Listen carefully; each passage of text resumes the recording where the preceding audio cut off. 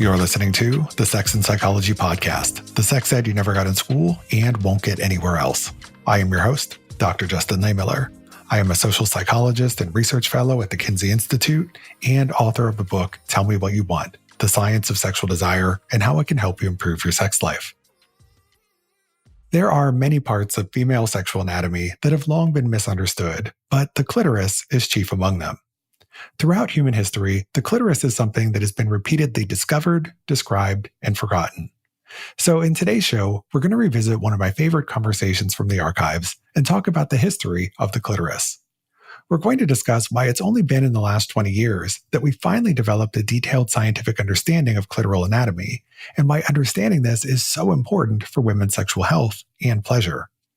Some of the topics we'll get into include whether there's really a difference between clitoral and vaginal orgasms, how many nerve endings there are in the clitoris, as well as the surprising and important role of testosterone in clitoral health. My guest is Dr. Maria Ulloco, a board-certified urologist specializing in comprehensive sexual health, reconstruction, and prosthesis.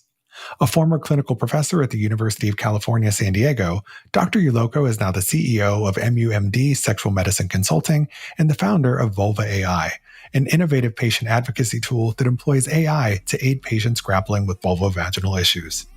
This is going to be another fascinating conversation. Stick around and we're going to jump in right after the break. Do you want to learn more from me in the form of an online or in-person course? Become Sexceptional by getting certified with Sexual Health Alliance, where you can learn from yours truly and a number of top sexuality scholars. Each year with Sexual Health Alliance, I teach courses like Fantasies Around the World, as well as immersive study abroad classes in several exciting countries. Join these programs and become a certified sexuality professional at the same time. From sex therapists to sex educators, sex coaches to sexologists, Sexual Health Alliance streamlines your path to certification while allowing you to learn from leading experts in the field. Most importantly, you'll gain the knowledge, skills, and credentials that you need to excel.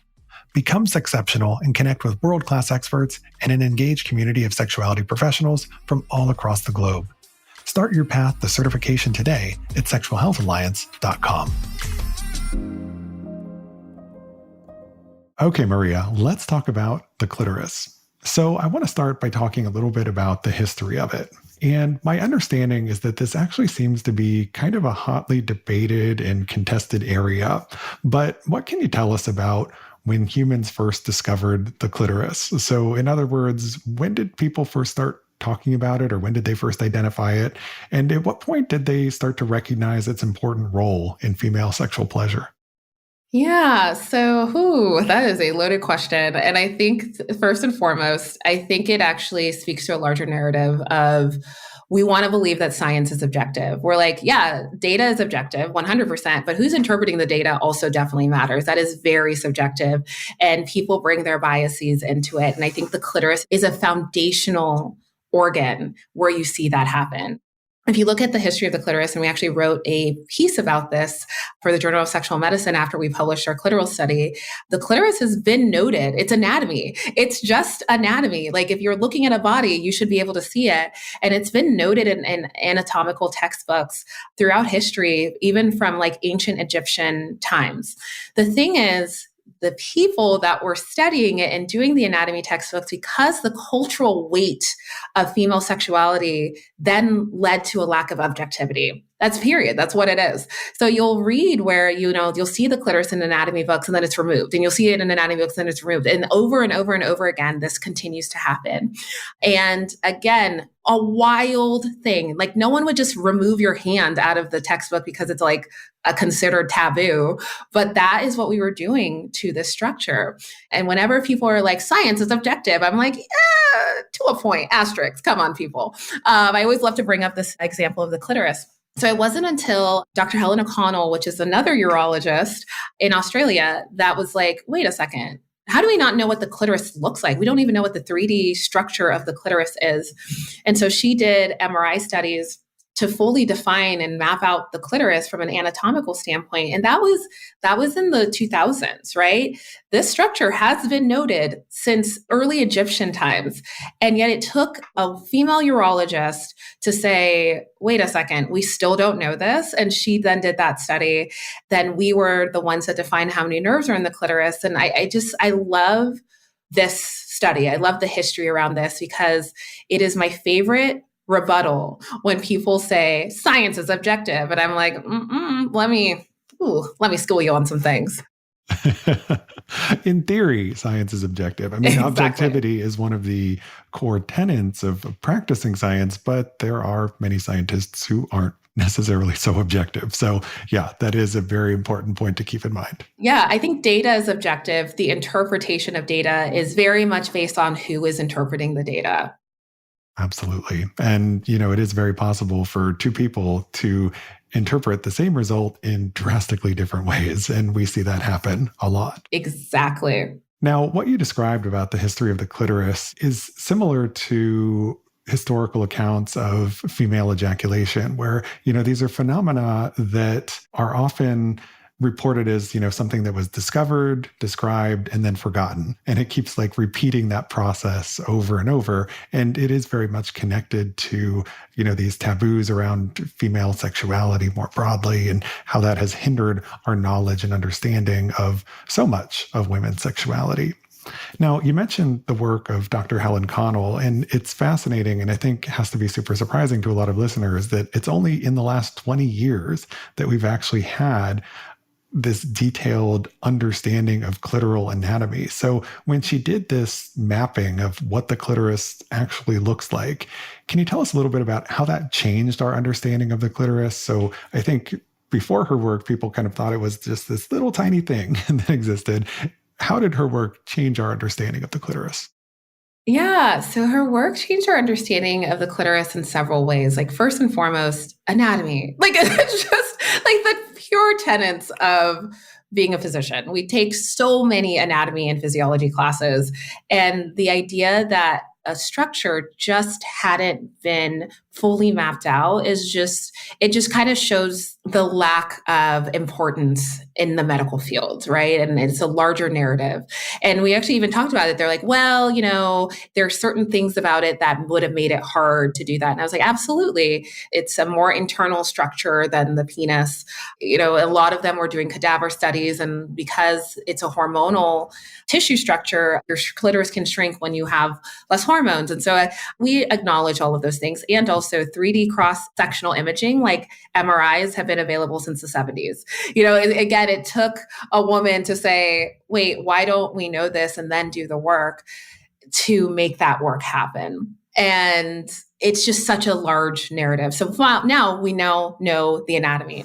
So now once you know the anatomy, you can understand from a surgical standpoint, because I'm a surgeon, we were doing surgeries. You can do surgeries and you can injure the clitoris. And so that was essentially happening to a lot of people, is that if you don't know anatomical structures or even the full anatomy, you can't safely do surgery. And so practices like labiaplasty, which again, are very, very common surgeries that happen oftentimes for cosmetics, they were injuring these structures. And so it's you cannot operate safely on structures that you don't know. So laying down that foundations of medicine and science is just so groundbreaking. And it just means that there's so much more that we can learn. So she did so many things. And then also, I think, really highlighted of wait a second, we didn't know this.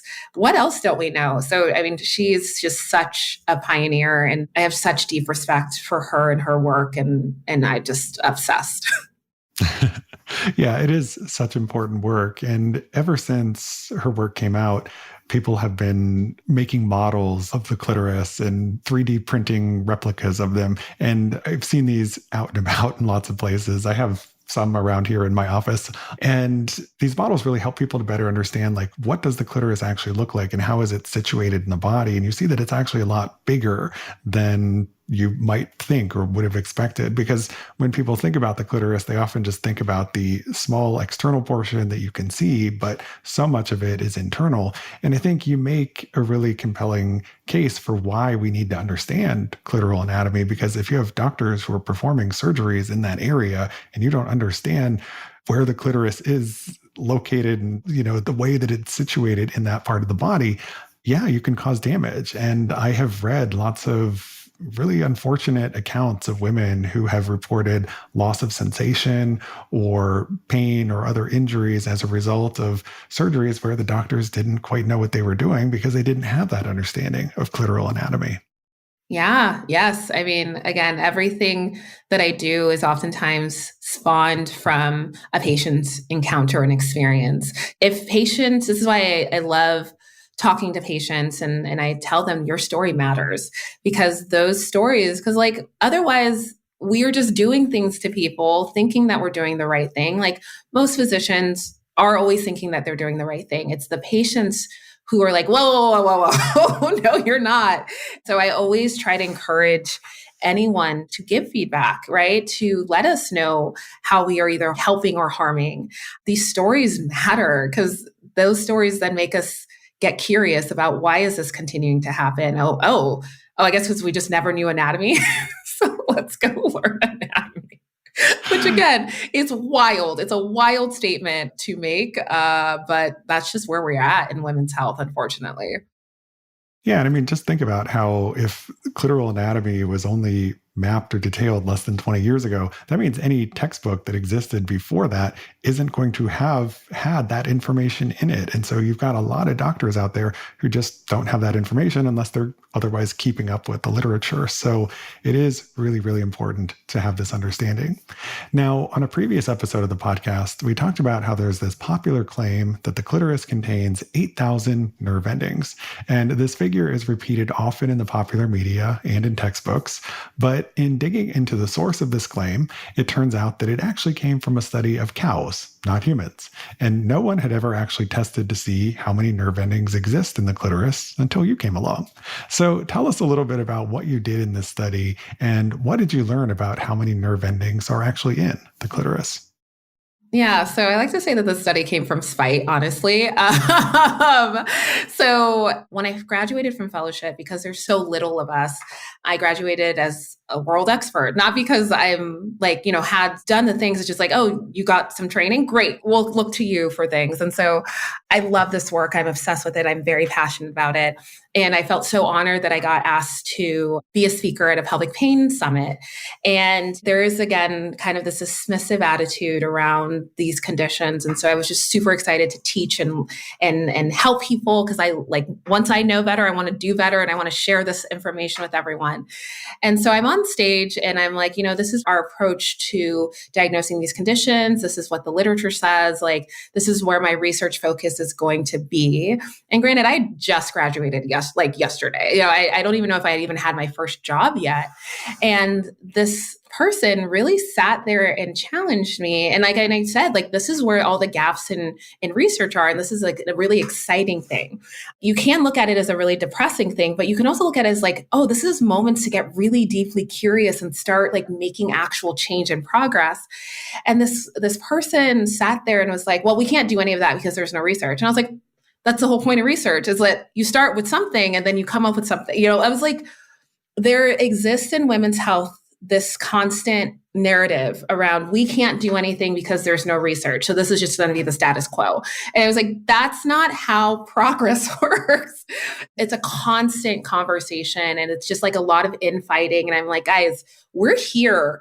You guys need to raise the conversation. Like, let's elevate this conversation because what are we talking about? People are suffering and they're dying from these things. Like, let's start having new conversations instead of like, well, they don't really deserve a quality of life. And because we just feel that innately, it's too hard to do research. It's too hard to do those things, but we won't then contribute to the research. It's like, oh my God. And also understanding that women's health is markedly underfunded. I am a urologist. We have rich industry support and rich support. And so I trained with the idea that oh, there's a clinical question. Let's go do a research study, and how easy and how fun.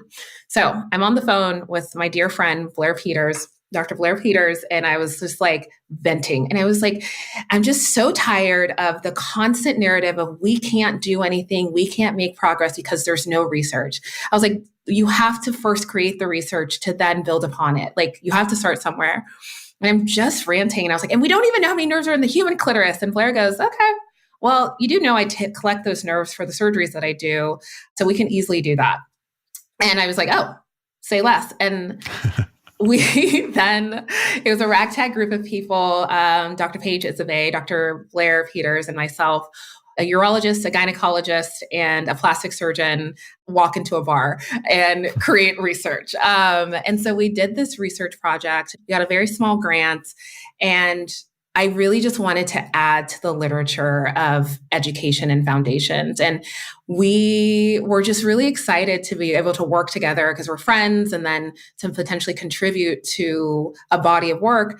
But we didn't realize how much of a battle cry that project would become. And it blew up. It was in the New York Times. It was translated all over the world. And I think it speaks to the larger narrative of what the clitoris signifies, and speaks to the larger narrative that the clitoris signifies female sexuality and sexuality and pleasure. And the cultural community was still getting it wrong, right? And it's like, oh, well, if they were getting it wrong, what else could we potentially get wrong? And, I'm just a big believer that the vulva deserves science. We deserve science. Women's bodies deserve science. And we have to change the narrative from, well, there's just not enough evidence to do science. It's like, you got to go create the science. So that's what this project meant to me. Of spite is a powerful motivator. Also, always collaborate and cross collaborate with people, because I could have done it as a urologist, but it was so much more powerful and robust study because we were able to do a cross collaborative project. I want to bring more science into this field.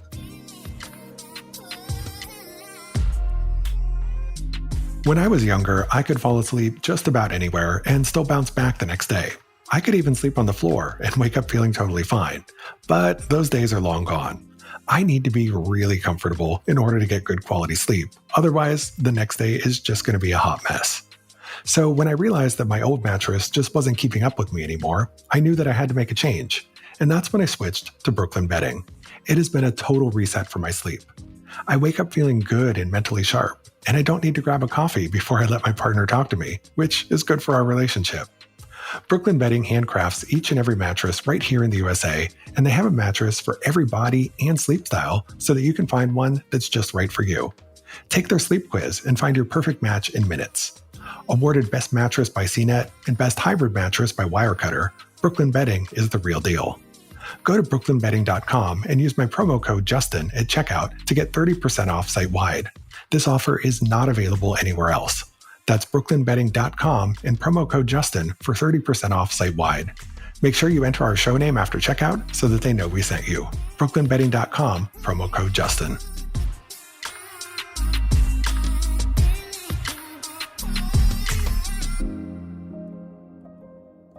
Science is so important for understanding women's health, men's health, everyone's health. And, in the case of your research on the clitoris and nerve endings, I said there was that claim about 8,000 nerve endings that had previously existed in the popular media. So what did you find when you went and actually did the study? Yeah, so we studied the dorsal nerve of the clitoris. We found over 10,000 nerves, but there's so much more. There's also more nerves that are smaller that the current nerve technology can't count. So this structure is so innervated, and it is so robust. And there's so much more research that we have to do and get to do. Like, we're literally just laying down the foundations of anatomy and physiology, which are the tenets of science and of medical education and training and of surgical training. And like, what could this potentially mean for people that have had clitoral injury? What could this mean for people that have decreased sensation? What could this mean for people that have increased sensation? There's just still so much that we have to do and we get to do. And how exciting and how fun is that? Yeah. I mean, research is really exciting, especially when you have these new discoveries that are really advancing and changing our knowledge. Now, out of curiosity, do we know how many nerve endings exist in the penis? I wanted to ask this because there's also a claim in the popular media we often hear that the clitoris contains twice as many nerve endings as the penis. And that claim never quite made sense to me because the organs come from the same embryonic tissue. So I would imagine that they're probably going to be similar in terms of number of nerves, but would be different in terms of concentration and density. But what can you tell us about that?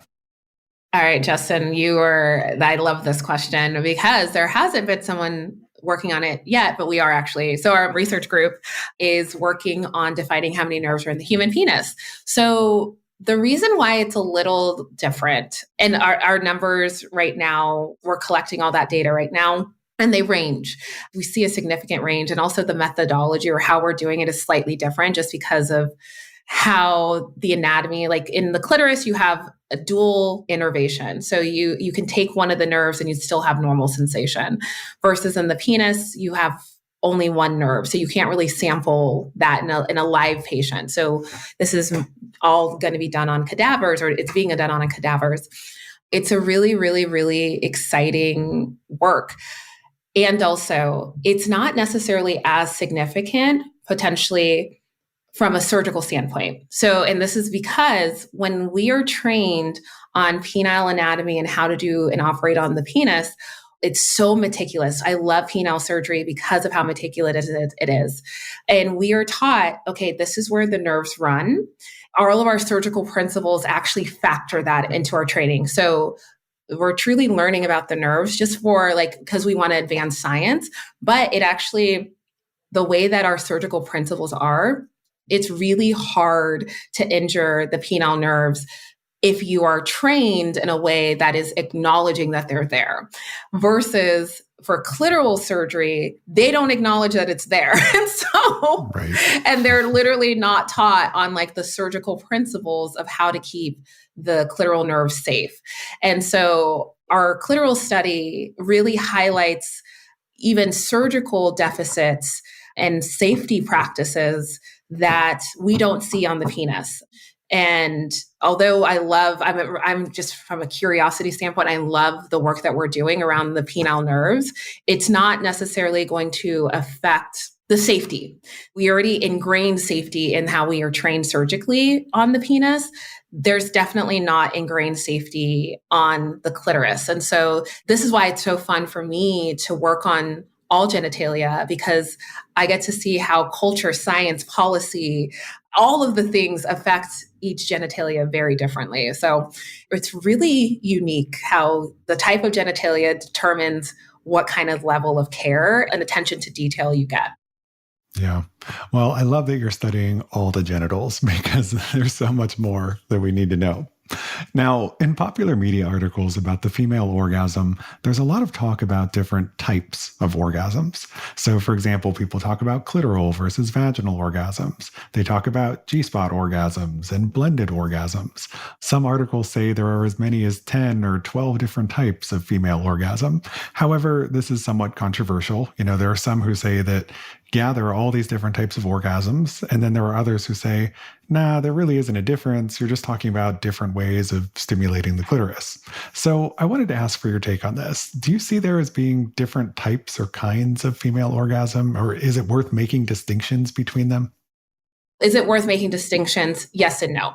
Are there different types of female orgasms? Yes. As someone that is a female and having orgasms, yes, there is. And also, they all feel great. That's I think it speaks to a larger narrative of there's a difference between identifying and then ranking. And so this is the issue, is that so many people want to rank one over the other. And that's where, did you have an orgasm? Yes or no? Amazing. Were you aroused? Did you enjoy yourself? Awesome. So what's the problem? And that's the way that when we are categorizing things, is beautiful if we're that was a fun little one. That's a fun little thing. But we're so many people are I want the vaginal orgasm, or it's not a good orgasm. I'm who told you that? Our society is very phallocentric. So we have been gaslit to believe that a vaginal orgasm is better than a clitoral orgasm. In my culture, which is, if you look at non-Westernized approaches to sex and sexuality, there's no discourse like on which one's better or the other. Like they're like, pleasure is pleasure. And so that to me is why I say yes and no. Is it important to know? Because from a curiosity and identification and all the things and just like more information out there, yes, it's just so fun to learn these things. Does it matter from a pleasure standpoint? Absolutely not. And I want to free us all from the shackles of thinking one is better than the other. An orgasm is an orgasm is an orgasm.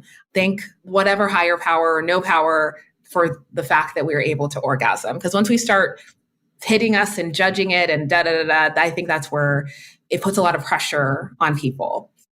Yeah, I love the way that you frame that. And, I see this all the time in the media where they seem to talk about certain orgasms as being better or more mind-blowing than others. And, every year, there's like a new orgasm trend that it's like they're trying to push people to experience. And I think the problem with, all these different spots that we've identified, like the G spot and the A spot and, all these different types of orgasms is that people then feel like there's something wrong with them if they can't experience that. And that's where, this discussion of types and kinds of orgasms, I think becomes counterproductive because people are like, well, my body must be broken or damaged or hurt in some way because I can't experience this kind of pleasure that somebody else experienced. And the way they described it as being so amazing and mind-blowing, like, I really want to have that, but I can't have it. What's wrong with me? And so, that's where I think it starts to get problematic when we're talking about the types of orgasms. Like you said, an orgasm is an orgasm. Just focus on the pleasure and what works for you and enjoy that. Yeah. And it's oftentimes it's the psychology too. It's sports. It's a lot of sports psychology. If you're like, I need to orgasm this way, and you're just hyper focused on it, it makes it so your body is tense. And orgasm happens in states of surrender in states of relaxation. And if your mind is hyper focused on this goal, you're not in your body, you're not present. And so a lot of sexual health and a lot of sexual experiences, when you have a goal in mind instead of just enjoying the journey, actually makes it so much harder to get to that goal. If you just let go of pretenses and just kind of learn to relax into things, your body knows what to do. Pleasure is a birthright. It is deeply ingrained in you. You will get there. And so that's the other thing, is like freeing us from the shackles of the ranking of orgasms. Yeah, it's too much. Yeah. Definitely. Now, before the show, I was reading an article you were quoted in about things you don't know about the clitoris. And one of the things on that list that you spoke to was the important role of testosterone in clitoral health and function. So I was wondering if you could tell us just a little bit about that, because I think that might be surprising to a lot of people. Yeah. Yes. So the clitoris is actually the sister or the brother of the penis. They're identical structures that we know of now. And again, this is the work that we do of, in 10 years, like I might be canceled for saying that. I don't know. But this is exactly the fun part about this research, is that it's so new. So that's the working theory now, is that the clitoris and the penis, the same structure. And so what we know about penile physiology and how the penis works is that it's a very testosterone mediated structure, meaning that testosterone is what keeps your penis and the penile tissue healthy.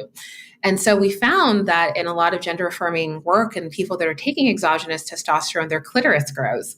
And so we can then extrapolate that the clitoris is a very testosterone driven hormone. And so we'll actually see, and you'll see those changes. That's one of the changes I talked about in your garden. People that are perimenopausal, menopausal also have decreased levels of testosterone, and you can actually see your clitoris change. You can see the clitoris shrinking. This is another great reason as to why local hormones are really helpful, not from a disease state, but also from a pleasure state. Your clitoris, if you want that tissue, it's like clitoral dysfunction. It's like erectile dysfunction. It's much harder to get blood flow to the tissue, to feel a sensation to the tissue if your muscles of the clitoris are atrophying or shrinking because of the lack of testosterone. So if you want continued arousal and that feeling of feeling good, and it feels good to the touch, testosterone is really, really, really important for that. Yeah. Thanks for sharing that. One final question for you. Is there anything else that you want people to know about the clitoris? As a physician and sexual health educator, what else should people know?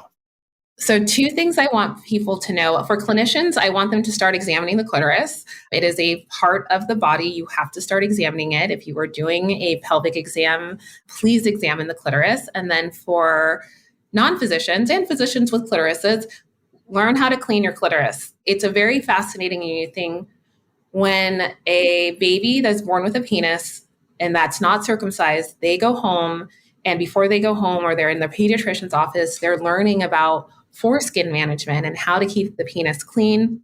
The clitoris is an uncircumcised penis in a way, right? And yet a lot of people don't get that training and that education on clitoral health and how to keep their clitoris clean.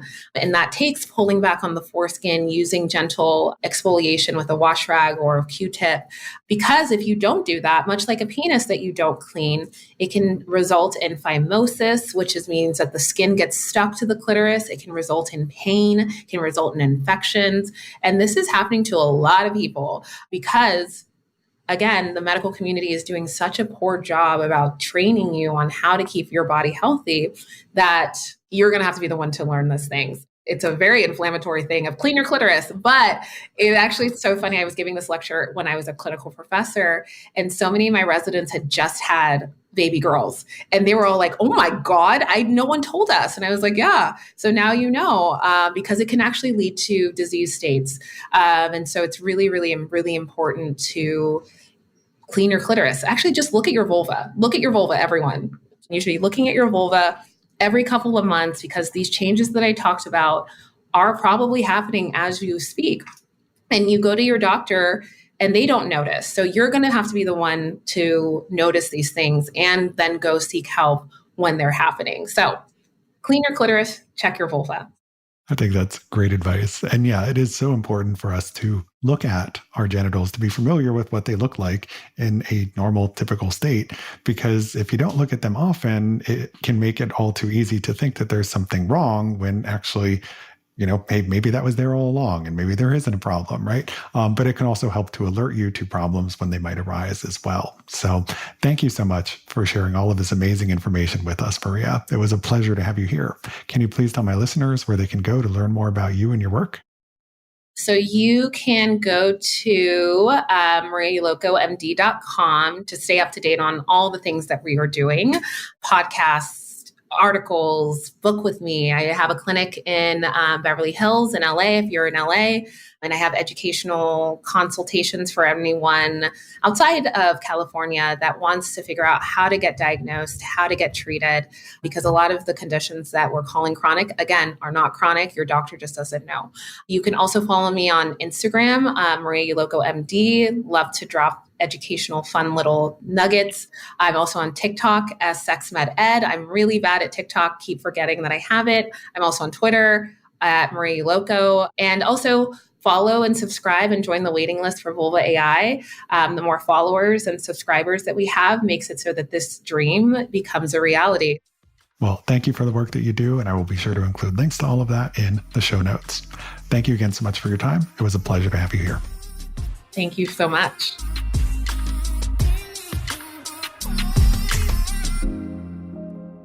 Thank you for listening. To keep up with new episodes of this podcast, visit my website, Sex and Psychology, at sexandpsychology.com, or subscribe on your favorite platform, where I hope you'll take a moment to rate and review the show. If you listen on Apple Podcasts, please consider becoming a Sex and Psychology premium subscriber to enjoy ad-free listening for just $3.99 a month. You can also follow me on social media for daily sex research updates. I'm on Blue Sky and X at Justin Lehmiller and Instagram at Justin J. Lehmiller. Also, be sure to check out my book, Tell Me What You Want. Thanks again for listening. Until next time.